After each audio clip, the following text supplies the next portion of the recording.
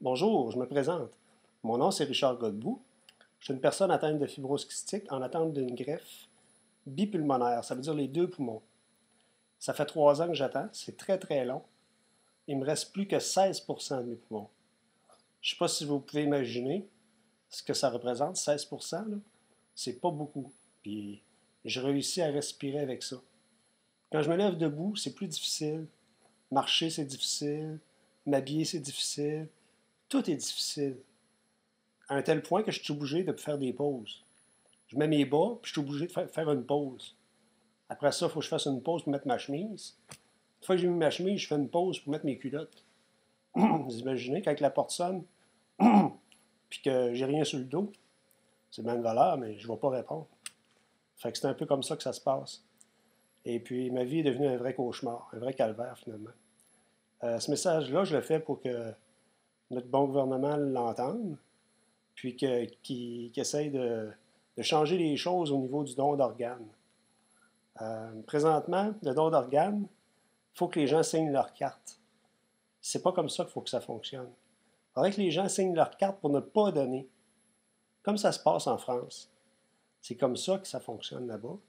Ils ont beaucoup plus de donneurs à cause de ça. L'autre jour, il est venu un gars ici. Il est rentré par la porte. C'est un gars qui est venu me porter mon souffleur. J'ai demandé, parce que moi, je ne suis pas gêné, as-tu signé ton don d'organes? Il m'a dit, je ne sais pas. Il a regardé sa carte, il ne l'avait pas signé. Ça faisait 5-10 minutes qu'on jouait ensemble, il a vu mes tubes, ça l'intriguait ce que j'avais. Hey, je vais le signer. Ben oui, j'ai dit, tu le signeras. Et il dit, quand tu n'en as pas rencontré, il dit, tu penses pas à signer ça. Il dit, c'est pas important. Fait que je comprends un peu. Je n'étais pas choqué contre lui.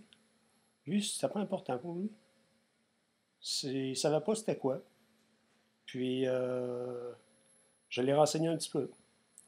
Fait que, M. Charest, je ne sais pas si c'est important pour vous, mais pour moi, ça l'est beaucoup. Parce que si j'ai pas cette greffe-là bientôt, je vais mourir. C'est terrible. À tout bout de champ, je rentre à l'hôpital parce que le cœur me débat à 175 pulsations. À un moment donné, c'est le cœur qui va lâcher. Ou je vais faire une hémorragie pulmonaire. Ou je vais simplement étouffer. C'est intenable, là. Alors, il faut absolument que vous ayez à la Chambre des communes, puis vous changiez ça, que vous votiez une loi, puis que vous régliez ça avec, avec le gouvernement, avec la